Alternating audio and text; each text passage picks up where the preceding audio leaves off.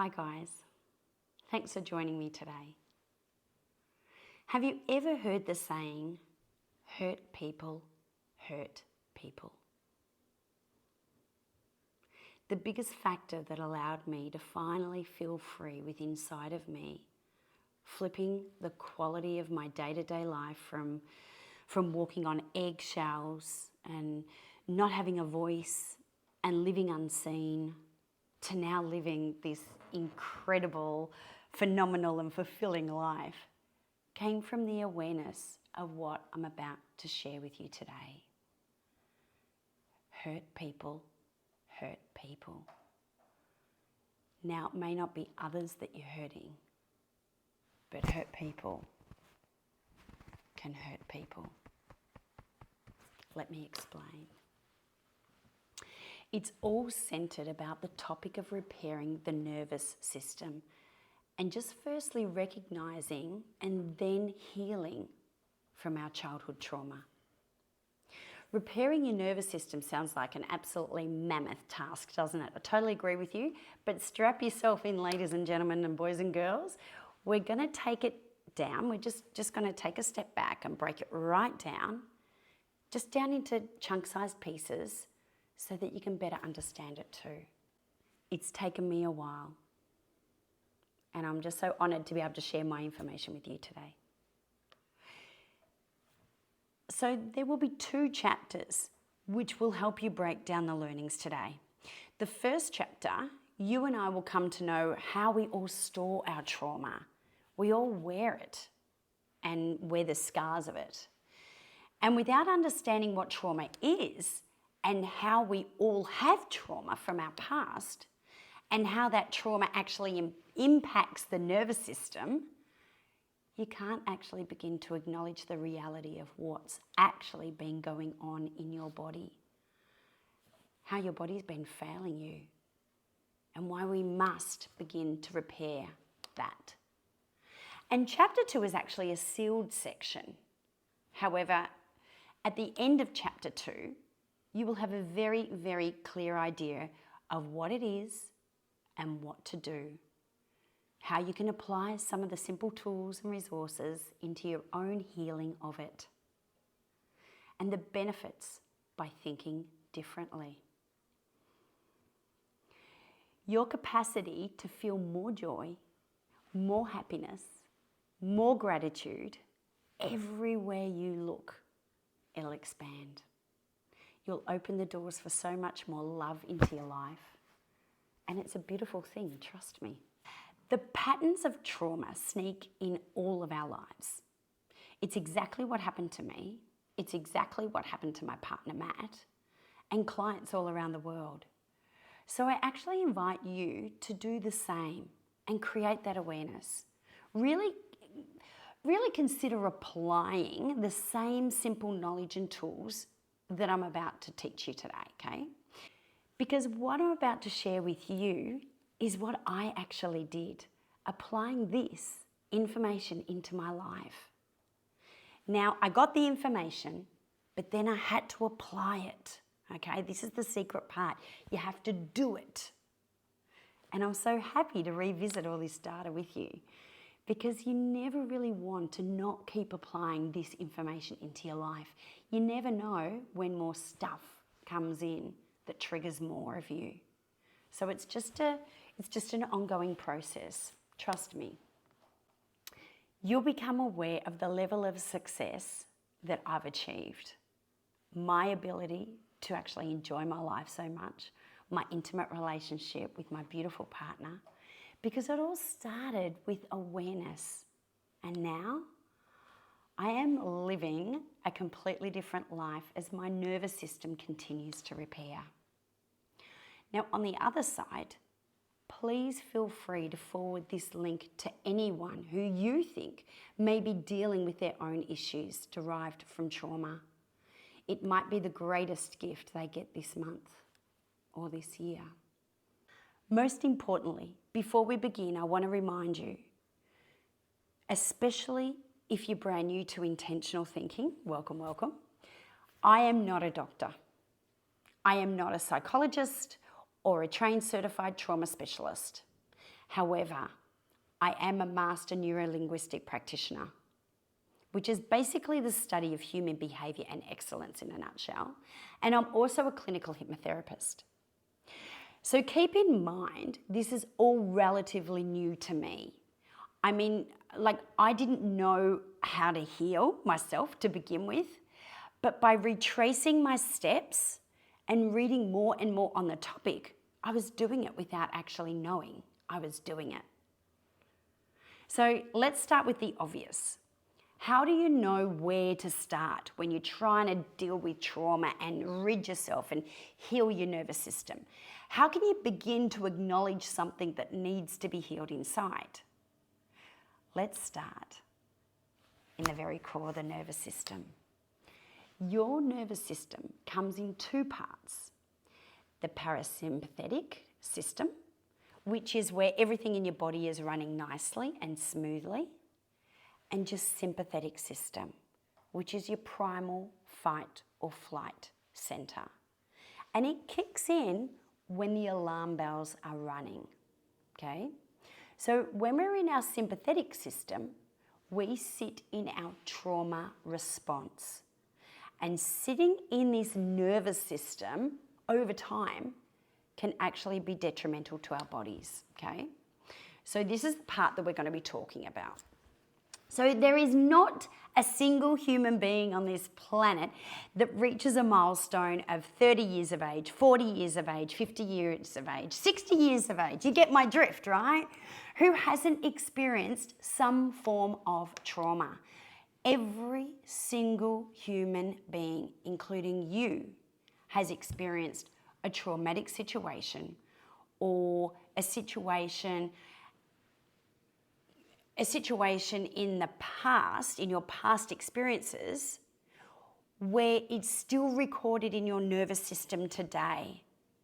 And the cycle continues to be on repeat mode in someone's day-to-day life right now. And when you start to recognize that, then you go to work in repairing it. That's where the paradigm shift begins. So I first started to deep dive into why I am doing things a certain way, and I guess the regulation of my nervous system in 2019, just a few years ago.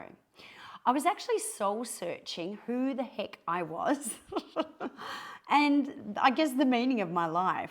I was feeling incredible entrapment from my anxiety and my past trauma and the current circumstances that I had. In fact, I had, when I think about what happened in the past, unspeakable events that I was unaware that continued to stack until at this particular time that I became broken. And my doctor's remedy was to simply de-stress. I distinctly remember him telling me to just stop stressing. He said, go home and stop stressing. Now, if I knew how to not stress, do you think I would have done it? It's pretty obvious. Of course I would have, right? Absolutely, yes. I would have. But I created anxiety as a coping method all those years ago. And 11 years later, I became so good at running these strategies, they were actually automatic. So they weren't something I could just de-stress from. They were part of me. They just became a part of my, a part of an extension of me. It became part of my DNA. But I now know that this compulsive, unconscious behavior, it stemmed from so many earlier times when I was actually a kid. And all I know is that I needed to go deeper and deeper and further back and further back and further back into my history to discover why I was doing this to myself. And it took an even bigger push to get off the side effects of the hamster wheel. Because with every behavior is a positive intention. Because trauma and anxiety get trapped and stored into the nervous system in our body, it's a time when your body begins to fail you. Now, you may not recognize that just now. You may not be able to connect the dots just yet. But when you look back and discover the root cause of a trauma, you will actually see those dot points are connected. So for me, I actually bled for 6.5 years from my uterus, from the aftermath of one of the side effects from a very, very significant trauma that I had. Now, you might be doing something similar, or you may be doing something completely different. But let's clearly define trauma first, okay? So it's been a long debate of what trauma actually is to this day. But basically, trauma is something that happens to you that makes you so upset that it completely and utterly overwhelms you. There's nothing you can do to stop the inevitable. You basically collapse in a state of confusion or a state of fear or overwhelm because you are unable to function in the face of that particular threat. So when we experience a negative event that has activated us using all our senses to experience, we might freeze, we might tense up, we might hold our breath, pupils are dilated, you're feeling uncertainty, you're feeling scared, you're frightened, you're angry, you're feeling defenseless. You know, you might feel immense sadness or fear, unable to find help to get you out of the way or away from the event. You know, the sounds echoing in your ear of whatever that trigger was. It's like when every part of your sensory experience in your mind and body is switched on full high alert in that very, very moment. And that's the precise moment when we are experiencing trance. However, the trauma is not the actual event that happens. This is important. Let me say that again. The trauma is not the event that happens. The trauma is how you respond to it.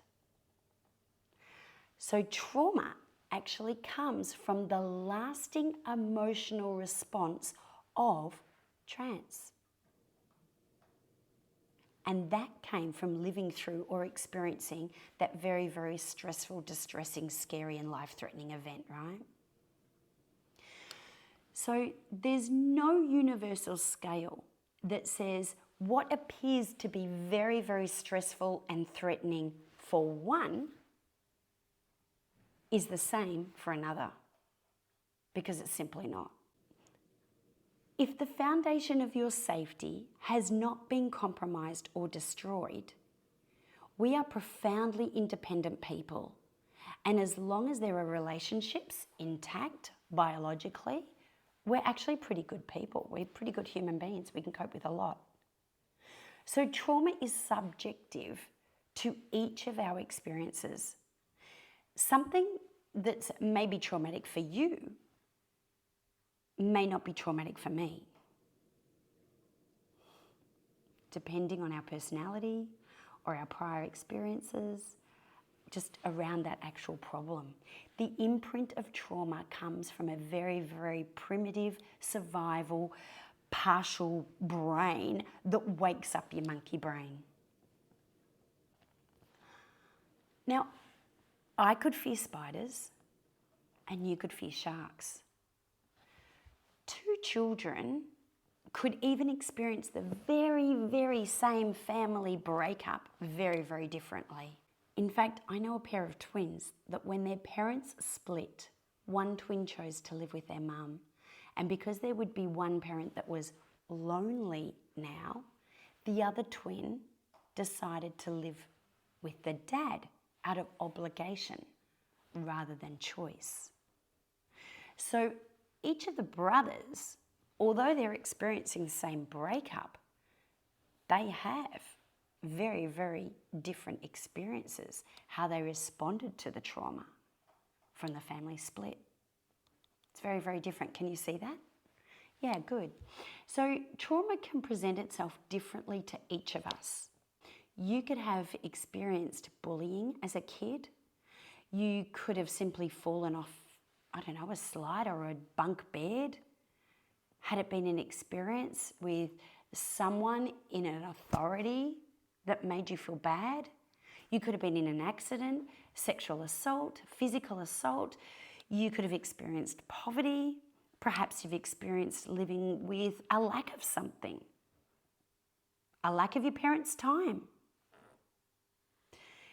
You could have experienced some version of war or a crisis, or no power, no running water. There is no indicator of which trigger is far worse than another. But what is noted is the anchored response, how we respond to the experience. So interestingly, one of the largest mitigating factors against getting traumatized is who there is for you at that particular time. So as you reflect back at that powerful, powerful experience that changed you, who was or who wasn't there? It's interesting. Something else to think about. If a child is riding a bicycle and they fall off the bike, now they will automatically look for that authority person to see their reaction, to check in, to know how they should react. Okay? And that is embedding in their nervous system every single time. So be careful as a parent how you react and respond to these significant events for your children as well, because they are anchoring it all. So our unconscious mind sort of takes, you could imagine it like a live video of that traumatic experience at the unfolding part, taking notice of the reaction that you gave it. And what it does, it stores into your personal library. And sometime in the future, it will recall part of that information from the response of the incident. And what your unconscious mind will do is remind you of the emotional experience in hope to ward you away from future potential of experiencing something similar again. So if you experienced hurt from riding a bike as a child, you've taken in that video into your mind, into your unconscious mind, and what it does is recall that little bit apart, that little bit that says, last time you were on this bike, you fell over and you're in pain because you scraped your knee. And because that was painful for me, I am reminded of the emotional experience in hope to stop me or warn me from potentially hurting myself again in something similar by riding a bike, or riding a scooter, or riding a skateboard or roller skates. It doesn't link the actual thing, it just grows, okay? So that little part of your brain, which is usually very, very quiet, will continue to just send messages. You're in danger. It's not safe. Even though the original event itself is way past. Okay? What happens is that we continue to react to future events as if we are in danger. So we're actually talking about survival. We're talking about staying alive, as some people who are in, fight or flight, or in my case, on a more primitive level, one of my experiences when I was traumatized, my brain actually shut down. It's a common occurrence that people's brains shut down at the collapse and they remember nothing. And I was in that. I was one of those statistics. So your unconscious mind is a very, very faithful friend. And when it recalls this information back to you, it usually communicates via the nervous system, just to really make sure that you're paying attention, okay? That's why our body responds so quickly. Yet these automatic responses are not a product of your cognitive assessment. They're a product of your animal brain. Get that? Your animal brain, okay? The back part. You're trying to stay alive in the face of something that part of the brain interprets as life-threatening again. For a second time, for a third time, fourth time, fifth time, sixth time, 10th time, 30th time. It just continues to repeat this pattern over time, stacking it, and it becomes automatic for you. And that's when it becomes a pattern that you are not in control of. So over time, it's a fairly common experience that can be the trigger that the nervous system will then go on edge, okay? So you could just be at someone's party, they've got a scooter, they say have a go, and immediately your nervous system will trigger in and be on edge because we've got to keep you safe. We really hurt ourselves last time, even though it was years ago. Now, I'm going to list some of these triggers, okay? And as I do, don't think of what you experienced that has made you feel this way, because a lot of our trauma actually happens as a kid, and it happens so long ago, it actually becomes unconscious to it. So we're like, it's there, but we don't know it's there. We can't really put our finger on it. So just consider any of these familiar emotions that can actually alter your responses like that. Because that's what we're doing. It's something that triggers our emotions like that gets us on edge. Or the emotion that you are feeling overwhelmed by life. There's just so much going on, okay? So when is it that you snap easily? Maybe you get frustrated very, very quickly about a stupid thing. Or are you someone who's constantly taking things too personally? Maybe it's the opposite. Maybe you just don't explode, but you actually shut down and you feel unseen. Do you feel unacknowledged? Do you feel that you get the silent treatment? Do you feel others are always taking advantage of you? Or maybe you feel left out.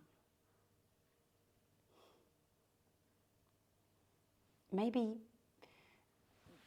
you know your needs don't actually matter to others. Do you have a big problem asking for help from others?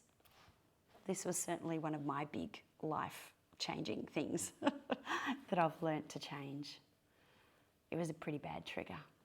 I just refused anything that came my way because I don't need that because of something that happened in the past. Maybe you have trouble focusing. Do you easily procrastinate? Or do you hate having to make decisions because someone who sits in the back of your mind is telling you that you shouldn't be doing that, you should be doing something opposite? Do you feel like there's someone who is letting you down? Do you feel disconnected from others? Or that it's never going to be the right moment, that you'll never get that stroke of luck like others do? Or that you're just simply not good enough to reach for that goal that you once dreamt up as a kid or a young person? Do you recognize yourself in any of those examples? How often do you do an internal check-in and say, yeah, me too? That's actually the turning point, to have the courage to admit that there are recognizable triggers within ourselves. So just thank you for your honesty. Just thank yourself. Thank your unconscious mind. Because more will be revealed once you open this whole idea up. Past experiences in my life have had a lasting impact on me too. And it's impacted my ability to tolerate really difficult situations or not tolerate really difficult situations. It's impacted my ability to manage my emotions. So for years, I was in the category of playing small because I felt nobody ever listened to me. So my pattern for years was to internally sulk. I know, internal eye roll, like what I know now, right? But I did. I had this big internal sulk about the whole thing, and then I chose to become invisible. And I would remove myself from the people that I loved as a response. Now, this very strategy didn't work so well for me as an adult. It worked for me at the time of the trauma, but I stacked this, right? And it just got easier and easier to just follow that same pattern. And I know it was to protect me from more hurt. But when I ran this strategy, I actually looked for proof as well, confirming in my thinking that I'm not good enough, that I'm not clever enough, that I'm not worthwhile enough to speak out and be heard. And true story, the moment I removed myself and sat in that solitude, I would prove to myself that nobody really does care about me. The proof's there, no one's there. Otherwise, they would be with me, beside me, supporting me, right? So I was actually looking for proof for this to continue the pattern. Trust me, it's all unconscious. I had no idea until I knew what I was doing, okay? So be aware that you might be having these sorts of patterns as well. And on the occasion, if someone did actually follow me to actually check in on me, I actually asked them to leave. You know, I'd put my hand up, and they did that out of love. They removed themselves, but I would just say, no, I need to be left alone. I want to be left alone. I want to work this out myself, you know, and then I'd crawl back into my shell again and have this solitude, this internal sulk. I love it. I love now that I had this internal sulk and I'm actually owning it, and it's okay. So I actually asked them to leave, because then I could prove to myself once again that they really don't care about me. I was looking for proof to not to be loved. And I got so clever. I could actually find it anytime I wanted to. And what a load of BS. I kept telling myself this for years and years and years, that I wasn't good enough. And that's prior to understanding this strategy. And this is exactly what I knew, all I knew. And you might be in the same predicament. This is all you know. But we're just loosening the grip, right? It's all it is, just loosening the grip. Your nervous system is designed to remember situations that feel overwhelming or feel threatening or feel scary. And anytime you are in a similar situation, that your nervous system will completely fire up the alarm from that old memory, and you will repeat the exact same emotional response. And that, my friends, is why we all create patterns around our experience of trauma. We are simply firing off the exact same emotional response in order to avoid that pain, that terrible, terrible pain. But that leads to other areas of failure. And it's what the unconscious mind knows, how to best function for you. So neither you or I are nothing, are an idiot or a freak or a bad person, or incredibly unloved, or incredibly not who we actually think we are. Just because your nervous system is fired up and having you repeat this old pattern and this trusted pattern, this same emotional response. If you would like to know some great resources, fill in the following details for the consent form straight after this video to learn how you can begin to heal your nervous system. I'll see you on the other side.